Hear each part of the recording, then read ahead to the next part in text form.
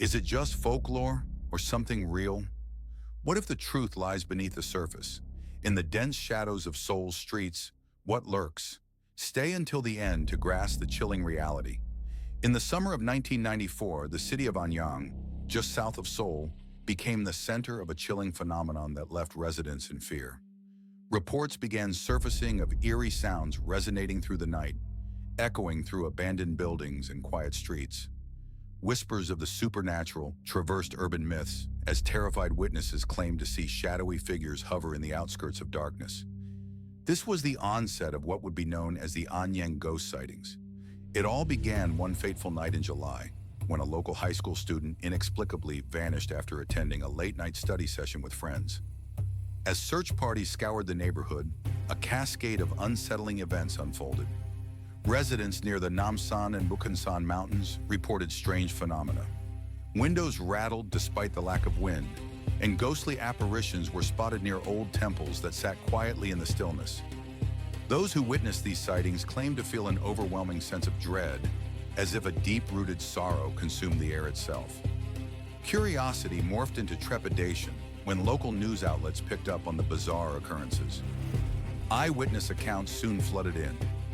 One elderly man who lived near the mountains confessed to seeing a girl dressed in white standing against the backdrop of the thick trees, her face eternally shrouded in darkness.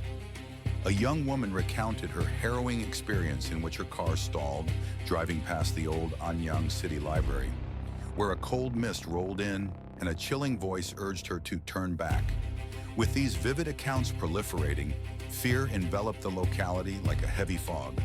To understand the weight of this legend, we must delve into the cultural fabric of South Korea. Historically, the country is steeped in folklore relating to spirits, known as gumiho or dokebi. The country's past is marred by sorrow, war, loss, and political unrest, creating fertile ground for the emergence of restless spirits and haunted narratives. The sudden disappearance of a cherished young student sparked not only the fear of the unknown, but also resurrected ancient fears of mourning souls.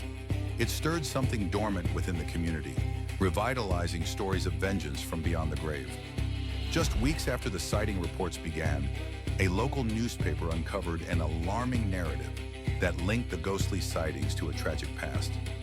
Years prior, a school in the area had been the site of a horrific incident, where a group of students fell into a river, leading to their untimely demise. Their stories remained woven into the city's consciousness, breathing life into ghostly encounters that many believed were reflections of a past unhealed. Throughout the ensuing months, skepticism clashed with the mounting evidence. Police reports indicated an unusual surge in calls concerning paranormal activities. Officers were dispatched not merely to document the peculiarities, but to reassure nervous citizens. Their findings, however, suggested something more sinister. Officers recounted hearing faint cries echoing during their patrols, echoes believed to be linked to the haunted sites. Some police notes even referenced the light disturbances and unexplainable anomalies observed near the Anyang River, coining a unique case file that still puzzles investigators today. As the phenomenon continued, evidence began to crystallize.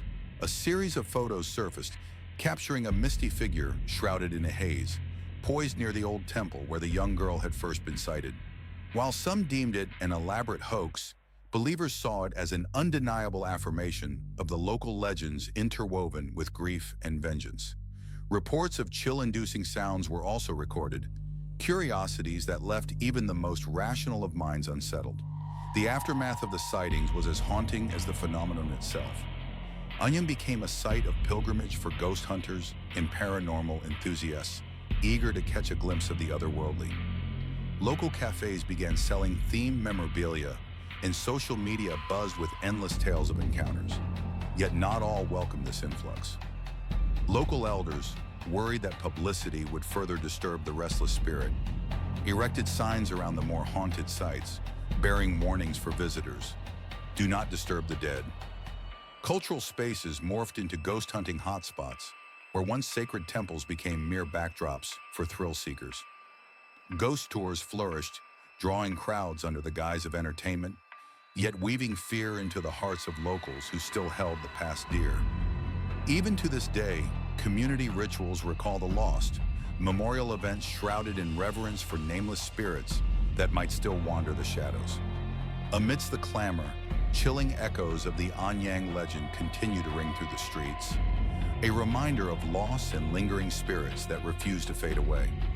On quiet nights when the streetlights flicker and the wind carries an otherworldly chill, some say the past still lingers, and the mournful cries of a girl dressed in white can be heard on the breeze.